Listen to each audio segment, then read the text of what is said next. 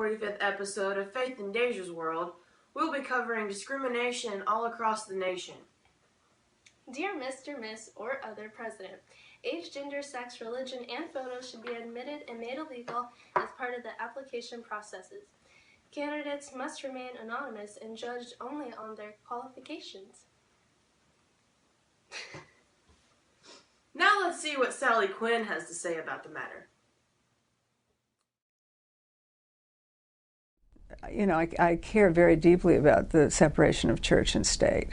And so, you know, I have a problem with words like God being used in the Pledge of Allegiance or being used when you're swearing in somebody in the military or whatever. I just don't think that has a place in our country now because of religious freedom and because there's so many people who are not religious. It just seems to me that we're no longer a Christian nation. Sounds like she knows what she's talking about. I think we speak for both of us when I say a person should not be neglected the opportunity to apply for a job based on their religious beliefs. And that's why it should be illegal to ask for these things on a job application. I agree, Faith. Good. Okay. Next up, Jon Stewart shares the shocking truth about our wage gap. Did you know more than half the country are women? It's true. And yet somehow more than half the money goes to men.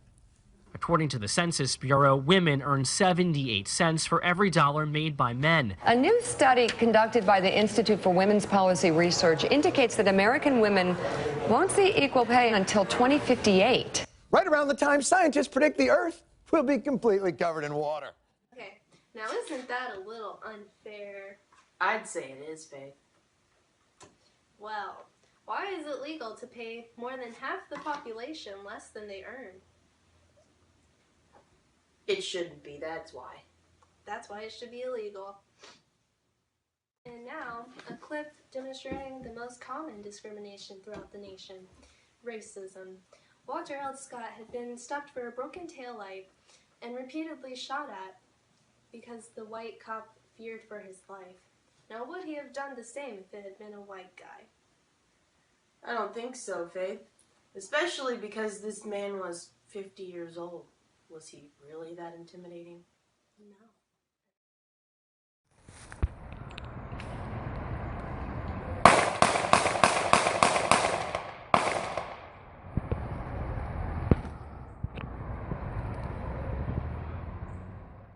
Now isn't that something?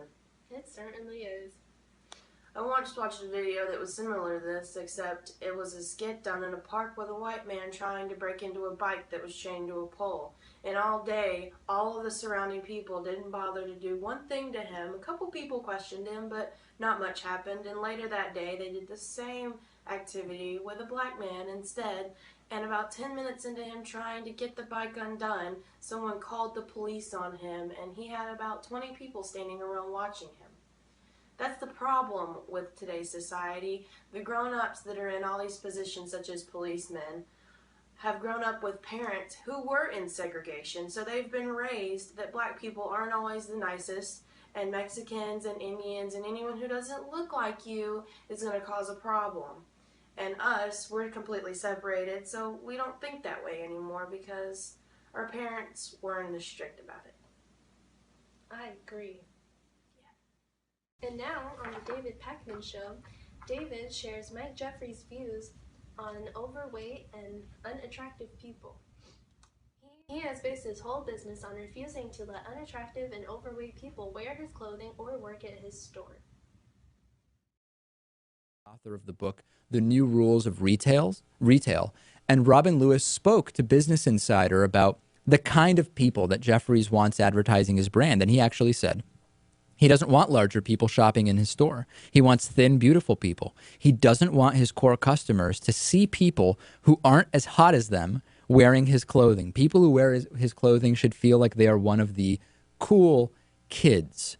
Lewis said when asked, well, hold on, Abercrombie does offer extra large and 2XL for men. He said, The reason is we need to appeal to large male athletes. That's all. We're not endorsing obesity. It's not a gender thing. It's just large male athletes sometimes could not be overweight. They just need XL or 2XL, Louis. It's a bad business decision. They're neglecting a large portion of our population simply because they don't like the way they look. That's true. It is a bad business decision, and it's also a bad decision in general because it could raise a lot of attention, and he could be a very unliked man in America. It neglects a lot of our American population, disregarding the fact that it allows men to wear these sizes because they're athletes and they need it. But it puts us in the shadows. And Exhibit A, Faith would be able to fit in these clothes, but I myself would not. Not that I like them, but it's still discrimination. Agreed. In conclusion, all of these types of discrimination and more are very wrong. Wrong! Wrong. Wrong. I agree. People are naturally biased, but that does not mean that you can pass it along. It is holding us back in the world. We all have the ability to do many jobs, and you can't discriminate us based on our sexuality, our gender, our religion, our beauty standards. It's just not right. And just because you feel this way or you may be biased in a very strong way, it doesn't mean you need to act on it. You need to keep your opinion to yourselves because as we all know, your actions are contagious and your feelings are contagious. And if we have a world full of hateful people, we're never going to get anywhere. I agree. Yes, ma'am. And that is Faith in Dezha's World today.